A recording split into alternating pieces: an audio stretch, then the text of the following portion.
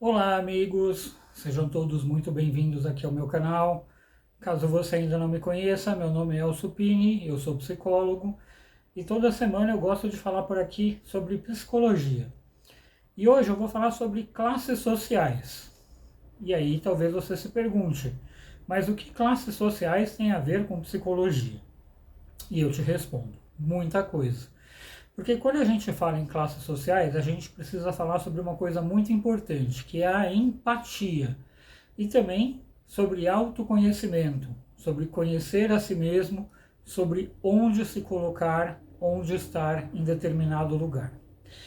Quando a gente pensa aqui no Brasil, então, normalmente existem três grupos de classes sociais nos quais as pessoas costumam se classificar. A classe média, que é o que a grande maioria se coloca, e aí olha para cima e vê a classe alta, e olha para baixo e vê a classe baixa, né? Então seriam os milionários e os pobres. Mas será que isso está correto? Será que essas classes sociais são realmente assim mesmo? Então, antes de continuar, só é importante esclarecer que esse vídeo é um vídeo sobre psicologia, não sobre política e nem sobre definições específicas de cada pessoa, onde cada um se encontra.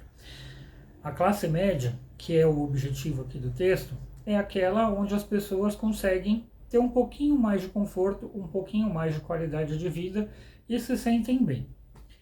Mas a reflexão proposta aqui é outra. Talvez o problema esteja no fato da gente confundir renda, patrimônio, consumo e independência financeira como se fossem a mesma coisa. E são coisas completamente diferentes. Uma pessoa pode morar em um bairro razoável, dirigir um bom carro, ter plano de saúde, viajar ocasionalmente e manter um pouquinho de dinheiro guardado, um pequeno investimento. Para a maioria das pessoas, esse conjunto de características costuma ser suficiente para a pessoa se colocar como sendo classe média. Talvez seja mesmo, mas existe uma pergunta que raramente é feita e que é a mais importante. O que aconteceria se a sua renda desaparecesse do dia para a noite? Não daqui 10 anos, não na aposentadoria, mas se amanhã você perdesse a sua fonte de renda. Seus investimentos seriam suficientes para sustentar o mesmo padrão de vida por um ano ou dois? Os rendimentos gerados pelo seu patrimônio pagariam as despesas da casa por muito tempo? E o plano de saúde? E a escola das crianças? Elas teriam que voltar para um colégio mais barato ou para uma escola pública? As prestações de um imóvel ou de um carro, que porventura estão parcelados. E as demais obrigações financeiras? Será que se a renda sumisse do dia para a noite, seriam mantidas? Para a grande maioria das pessoas, a resposta seria não. Isso acontece porque, na maioria dos casos, os investimentos não foram construídos para substituir a renda do trabalho, e sim para amenizar e dar conforto no futuro, ou então apenas um complemento para essa renda. Existe alguma reserva, existe um pequeno patrimônio, mas a estabilidade financeira continua dependendo do próximo salário, do próximo cliente, do próximo contrato, do próximo mês. E é justamente aqui que a discussão sobre as classes sociais começa a ficar interessante psicologicamente. Muitas pessoas acreditam que a distância que a separa de uma classe a outra é menor da classe média para a classe alta do que da classe média para a classe baixa, para os pobres.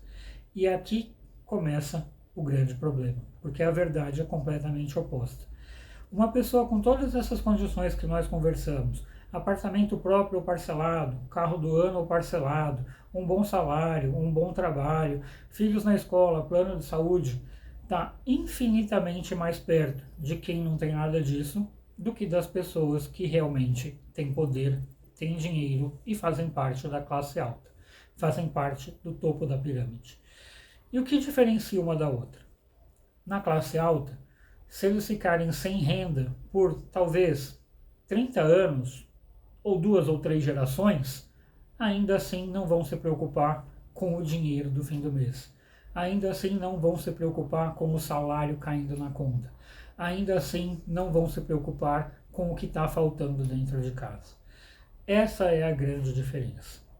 E quando a gente olha para a classe mais humilde, para a classe mais baixa, para o que a gente chama de pobre, eles com um pouco de esforço e sorte, porque não é só meritocracia, tem que estar no lugar certo, na hora certa, para receber a oportunidade correta, eles estão muito mais próximos de chegar ao nível da classe média do que a classe média do nível mais alto. Existe uma consequência que é muito pouco discutida dessa identificação com o topo da pirâmide social. Quando essa pessoa acredita que ela está mais perto do super rico do que do pobre, ela começa a tratar o pobre de forma diferente. Aí entra a falta de empatia, aí entra a falta de humildade, aí entra a falta de visão. Ela está ali na classe média e ela quer se achar superior aos outros. Ela quer humilhar, ela quer destratar, ela quer até contratar aquelas pessoas para poder mostrar que pode mais. Aí pode atrasar um salário de um funcionário, não pagar o FGTS, entrar em crise, ter dívidas, não conseguir pagar o cartão e depois de algum tempo ela vai estar lá, junto com aquela pessoa que ela tanto maltratou e humilhou. O que muitas vezes a gente esquece é que a sociedade inteira depende do trabalho daqueles que a gente coloca como sendo a classe mais baixa. Sem eles não existiria a classe mais rica e nem a classe média. Isso não significa, claro, que todos vivem a mesma realidade.